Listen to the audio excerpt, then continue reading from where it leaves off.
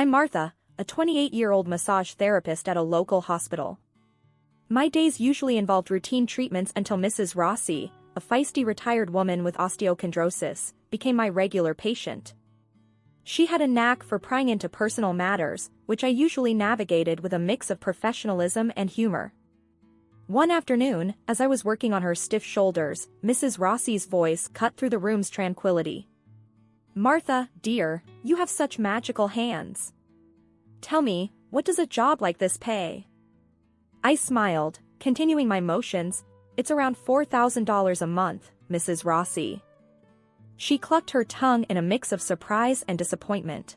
"Only $4,000? I thought such a skill would fetch more." I shrugged, keeping the conversation light. "Well, it's enough for me. I enjoy the work more than anything." Changing gears, she suddenly said, "You know who you should meet? My son, Antonio. He's the owner of that Italian restaurant downtown. A real catch, if I may say so." I hesitated, recalling the few times I saw Antonio. He was quite charming and easy on the eyes. "I don't know, Mrs. Rossi. I'm quite busy with work." "Oh, nonsense," she exclaimed. "A young, attractive woman like you shouldn't be alone. Let me arrange something." Before I could protest, she had already made up her mind. True to her word, she set us up on a date at his restaurant. Antonio was more than I remembered, charming, with a warm smile and eyes that sparkled with humor. Our conversation flowed effortlessly, filled with laughter and shared interests. Weeks turned into months, and our casual dates grew into a serious relationship. One evening, as we walked along the river, Antonio stopped and looked into my eyes. "Martha, I've never met anyone like you. Will you marry me?"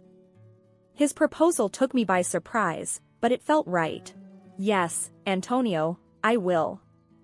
Our wedding was a small affair but full of love and joy. Afterward, Antonio suggested, "Why don't we move in with my mom? Her house is big, and we could save some money for our future." The idea seemed practical, and I agreed. Initially, life in the Rossi household was harmonious. I helped with chores, and we both contributed to the family expenses. Little did I know that this new chapter of my life would soon take a challenging turn. Living in the Rossi household started off as an agreeable arrangement, but a few months into our marriage, I began to notice a shift in responsibilities. It was gradual at first, but soon, the burden of household chores fell almost entirely on my shoulders. One weary evening, after spending the whole day relieving tense muscles and soothing aching joints at the hospital, I came home to a scene of chaos, dirty dishes piled high, laundry scattered, and the living room looking like it had been hit by a small tornado. Exhausted, I found Antonio sprawled on the sofa, engrossed in a football game. "Antonio, the house is a mess. Can you help me clean up?" I asked, trying to hide my frustration. He glanced around, seemingly oblivious. "Oh, it's not that bad, Martha. I had a rough day at the restaurant, lots of issues to deal with." I started picking up, feeling the day's fatigue weigh me down. "But you've been home for a while now, and I've just got back. It's only fair we both contribute." He let out a noncommittal grunt, eyes glued to the screen. "You're better at this stuff than I am. I'd just get in the way." This pattern continued, growing more defined with each passing day. I found myself doing all the cooking, cleaning, and managing the home, while Antonio's contributions became increasingly scarce. A few days later, I decided to have a serious talk with him. After dinner, which I had prepared, I broached the topic. "Antonio, we need to discuss the housework. It's becoming overwhelming for me to handle everything alone." He looked up from his phone, seemingly annoyed. "What's there to discuss, Martha? You're great at managing the house. I'm busy with the restaurant." His dismissive attitude stung. "But we're a team, Antonio. It's not just about being good at something. We should share these responsibilities." He sighed, a flicker of irritation crossing his face. "Look, I'll try to help out more, but you know my work is demanding. I'm running a whole business, not just giving massages." I bit back a sharp retort, feeling belittled and misunderstood. It's not about comparing jobs, Antonio. It's about supporting each other. As the days turned into weeks, the situation didn't improve. Antonio's promises to help more around the house remained unfulfilled. I found myself spending my few free hours doing household chores, feeling more like a housekeeper than his wife. One evening, as I collapsed on the couch after a long day, the reality of my situation hit me hard. The balance in our marriage had shifted dangerously, leaving me drained and undervalued. I realized that something needed to change, but I wasn't sure how to make Antonio see it too. The day Luca and his family moved in marked the beginning of an entirely new, exhausting chapter in our lives. Antonio broke the news to me nonchalantly, as if it was a minor change. "Martha, Luca lost his job. They can't pay rent, so they'll stay with us for a while," he explained, while I was setting the table for dinner. I stopped in my tracks, the plates in my hands feeling heavier. "For how long, Antonio? Our house isn't that big, and I'm already stretched thin." He shrugged, not meeting my eyes. "Just for a bit, until Luca finds a new job. It's family, Martha. We can't turn them away." Their arrival turned our already bustling household upside down. Anna, Luca's wife, seemed more interested in her social media than in managing her children or helping around the house. Their 3 kids, aged between 3 and 8, were little bundles of chaotic energy, leaving a trail of mess wherever they went. One afternoon, after stepping on a toy car for the umpteenth time, I approached Anna, who was scrolling through her phone. "Anna, could you please keep an eye on the kids? The house is turning into a war zone." She looked up, annoyance flickering in her eyes. "Martha, I'm busy with my own stuff. You don't have kids, you wouldn't understand." "But Anna, the mess and noise are overwhelming. I work too, and it's becoming impossible to manage," I said, trying to keep my voice steady. She scoffed. "Well, I guess you just need to get better at multitasking, then." I walked away, feeling a mixture of anger and helplessness. When I brought it up with Antonio, hoping for some support, his response was disheartening. "Babe, they're family. We need to be there for them," he said, not looking up from the TV. "But what about us, our home? It's turning into chaos," I protested. He waved his hand dismissively. "It's not permanent. Besides, you handle things so well, Martha. You're great at this." Weeks turned into months with no sign of improvement. Luca spent his days on the computer, claiming to be job hunting, while the kids ran around unchecked. Anna rarely lifted a finger to help, leaving me to deal with the aftermath of their daily tornado. I started to dread coming home. My once peaceful haven was now a source of endless stress. Each day, I walked into a house that no longer felt like mine, catering to a family that barely acknowledged my exhaustion. The burden of cooking, cleaning, and maintaining order fell entirely on me. Despite my pleas for help or even just a little consideration, I was met with the same responses. "You're so good at this, Martha," or "it's just for a little longer." I lay awake at night, wondering how a situation meant to be temporary had become my new, overwhelming reality. I felt trapped, undervalued, and utterly alone in a house full of people. The funny thing is that I invested my entire salary in their family every month, all of $4,000. And they took it for granted. The tension in the house had been building like a pressure cooker, and it finally exploded one hectic evening. I came home to the usual chaos and mess, utterly exhausted from my workday. The sight of the unkempt house was the last straw. "Antonio!" I yelled, finding him lounging on the couch with a beer in hand. "This house is a disaster. I'm busting my back at work and I come home to this mess every day." Antonio looked up, irritation flashing in his eyes. "Oh, cut the drama, Martha. It's just a bit messy. You're acting like it's the end of the world." I couldn't contain my frustration. "A bit messy? Look around. It's like a pigsty and I'm the only one cleaning it up." That's when he lost it. He stood up abruptly, towering over me. "Lazy? You call this lazy?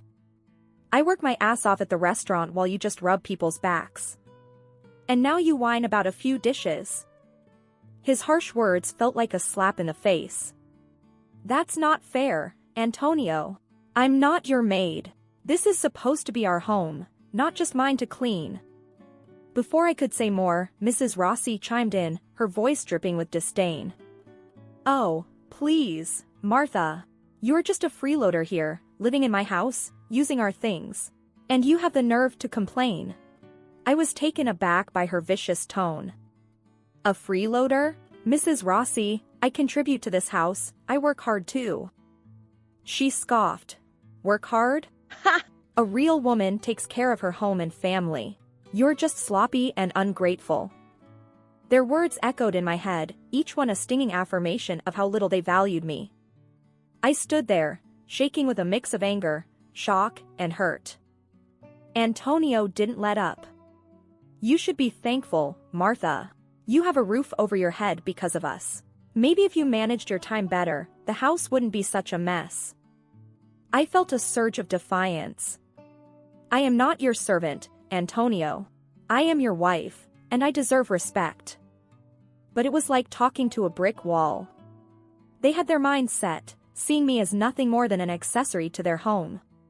Lying in bed that night, I realized that this wasn't a home, it was a prison. And I was trapped with people who saw my efforts as trivial and my presence as a nuisance. It was a sobering, painful realization that I was in a battle I was losing. The day Antonio announced he wanted a divorce felt like a surreal nightmare. It happened during one of our rare family dinners, where the tension was already thick enough to cut with a knife. I was passing the salad when Antonio cleared his throat. "Everyone, I have something to say," he announced, his voice eerily calm. "I want a divorce, Martha." I froze, the bowl in my hands almost slipping. "What? Antonio, what are you talking about?" His gaze was cold, devoid of the warmth I once knew. "I've met someone else, Martha. She's better for me." The room went silent. Even Mrs. Rossi looked shocked, but not for the reasons I hoped. "How much does she earn?" she blurted out, her priorities crystal clear. $8,000 a month, Antonio replied proudly, as if he'd won some prize. I felt like I'd been punched in the gut. "You're leaving me for money?" He shrugged, the man I married nowhere in sight. "It's not just about the money, Martha. She understands me, unlike you." I was struggling to process everything. "And you think this is okay? To drop this bomb in front of everyone?" Mrs. Rossi piped up, her voice sharp. "Well, it's about time he found someone worthy. Someone who can actually take care of him." The sting of her words was overshadowed by the utter betrayal I felt from Antonio. He slid the divorce papers across the table. "Just sign these, Martha. Let's end this amicably." My hands trembled as I took the pen. I felt numb, the reality of the situation sinking in. Amicably? After everything I've done for this family? Antonio's expression was cold, detached. "It's for the best, Martha. You'll see." With a heavy heart and a sense of unreal detachment, I signed the papers. The room remained silent, the only sound being the scratching of the pen on paper. As I stood up, the weight of the situation finally hit me. "I hope she's worth it, Antonio. I really do," I said, my voice laced with a relief I couldn't hide. I packed my things that night, the silence of the house echoing the hollowness I felt inside. Antonio and his family watched, their faces a mix of surprise and confusion at my calm demeanor. Little did they know, inside, I was even rejoicing at the thought of being free from this toxic environment. I closed the door behind me, leaving behind a life that was no longer mine. The night air felt crisp and refreshing, a stark contrast to the stifling atmosphere I had just escaped. As I walked away, I realized this was not an end, but a new beginning. Moving into my rented apartment was like stepping into a new world. I took all the furniture and fancy appliances I had bought, leaving behind nothing but empty spaces in Antonio's family home. It caused quite the uproar. I still remember the day Mrs. Rossi and Anna confronted me as I was loading the last of my things into the moving truck. You can't just take all this stuff. It belongs in the house. Mrs. Rossi shouted, her face red with anger. I turned to face her, feeling a surge of defiance. Actually, I bought all of this with my own money. It's mine, and I'm taking it with me. Anna chimed in, her tone dripping with disdain. You're such a selfish brat, Martha. You think you can just walk away and take everything? I shrugged, not letting their words get to me. Call it what you want, but I'm done being your maid and your family's cash cow. I'm starting over. They were fuming as I drove away, but I felt an immense sense of relief, like I had shed a heavy burden. Settling into my new place, I reveled in the peace and quiet. It was small, but it was mine.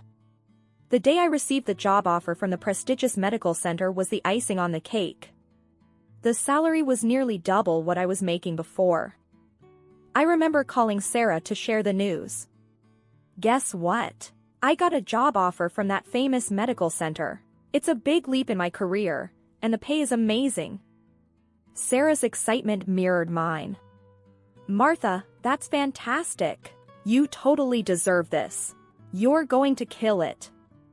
The conversation was a stark contrast to the ones I had in Antonio's house. Here was a friend who believed in me and celebrated my achievements, not someone who saw me as just a means to an end. My first day at the new job was exhilarating. I was greeted with respect. Mr. Johnson, the center's director, welcomed me personally. Martha, we're thrilled to have you on board. Your expertise is going to be a great asset to our team, he said with a genuine smile. I couldn't help but beam with pride. Thank you, Mr. Johnson. I'm excited to be here and contribute to the center. Leaving the chaos of Antonio's family home and stepping into this new role was empowering. It felt like I had finally taken control of my life, steering it in the direction I wanted. The days of being undervalued and overburdened were behind me. Now, I was recognized for my worth, both professionally and personally. That night, as I sat in my quiet living room, sipping a cup of tea, I felt a profound sense of peace.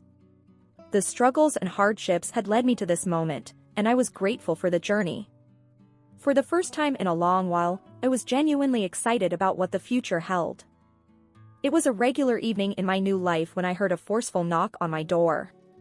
I opened it to find my ex-mother-in-law, Mrs. Rossi, standing there with an expression that reeked of desperation and frustration. "What do you want, Mrs. Rossi?" I asked, not hiding my annoyance. She barged in, her voice laced with urgency. "Martha, you need to come back. Antonio's restaurant is tanking. We're drowning in debt." I couldn't help but snort. "Come back? After the way you all treated me? You've got some nerve." She glared at me. "You're part of this family. It's your responsibility to help us out." I crossed my arms, feeling a surge of defiance. "My only responsibility is to myself. I'm not your family's ATM, Mrs. Rossi." She was seething. "You ungrateful wench. You think you're too good for us now, huh? Sitting pretty in your fancy apartment?" I shook my head, amused by her audacity. "I'm not ungrateful. I'm just done being used. What happened to that woman Antonio left me for?" Mrs. Rossi's face twisted in displeasure. "That gold digger? She left him as soon as the money troubles started. Shows what she was really after." I burst into laughter, the irony too rich to ignore. Well, looks like karma really does come around. Her eyes narrowed. "You think this is funny? We're struggling here, Martha." I leaned against the door frame, my resolve firm. "Not my circus, not my monkeys anymore, Mrs. Rossi. I've moved on. You should too." She huffed, her anger palpable. "You'll regret this, Martha. When you're all alone and miserable, you'll wish you'd helped." I smiled, the sense of freedom filling me with confidence. "I doubt that. Goodbye, Mrs. Rossi, and don't come back." She stormed out, slamming the door behind her. As I locked it, I felt a wave of relief wash over me. That chapter of my life was closed for good. I was finally free from the toxic grasp of a family that never truly valued me. My life was my own now, and I intended to live it on my terms. Life after the divorce and the last encounter with Mrs. Rossi felt like a breath of fresh air. I was thriving in my new job and enjoying my newfound independence. One day, while enjoying a coffee break at the wellness center, my colleague Mike dropped by. "Hey, Martha, I heard about your run-in with the ex-mother-in-law. You okay?" Mike asked, concern in his eyes. I chuckled, shaking my head. "More than okay, Mike. It's like a bad sitcom, you know? I'm just glad it's over." Mike smiled. "You've got some guts, Martha. Most people wouldn't have handled it as well as you did." I sipped my coffee, feeling a sense of pride. "I guess I just reached my limit, Mike. No more drama for me." The conversation shifted to work, and as I talked with Mike, I realized how much my life had improved. I was no longer weighed down by the negativity and manipulation of my former family. Later that week, I caught up with Sarah over dinner. She had been my steadfast supporter through all the ups and downs. "You look great, Martha. Really, like a weight's been lifted off your shoulders," Sarah observed as we sat in the cozy restaurant. I smiled, feeling a surge of gratitude. "Thanks, Sarah. It's been a journey, but I'm finally at a place where I feel happy and in control." Sarah raised her glass. "To new beginnings and to a friend who's shown what strength really is." I clinked my glass with hers. "To new beginnings and to friends who stand by you through thick and thin." The evening was filled with laughter and positive conversations, a stark contrast to the tense and uncomfortable dinners at my former in-laws. As I lay in bed that night, I reflected on the changes in my life. I had faced adversity, but it had led to growth and new opportunities. I had learned my worth and vowed never to let anyone treat me as less than I deserved. The following morning, I received a text from Antonio. It was short and seemed filled with regret. "I'm sorry for everything, Martha. I hope you can find it in your heart to forgive me." I stared at the message for a long moment. Forgiving Antonio wasn't about absolving him of his mistakes, it was about freeing myself from any lingering bitterness. I typed a response, my heart light and free. "Antonio, I've moved on. I forgive you, but more for my peace than yours. Take care."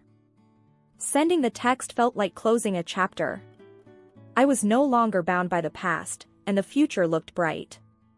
I had come out of this ordeal stronger and more resilient. As I prepared for work, I felt a sense of excitement about the possibilities that lay ahead. My journey had taught me about resilience, self-worth, and the power of moving forward. I was ready for whatever life had in store for me, and I knew that no matter what, I had the strength to face it head-on.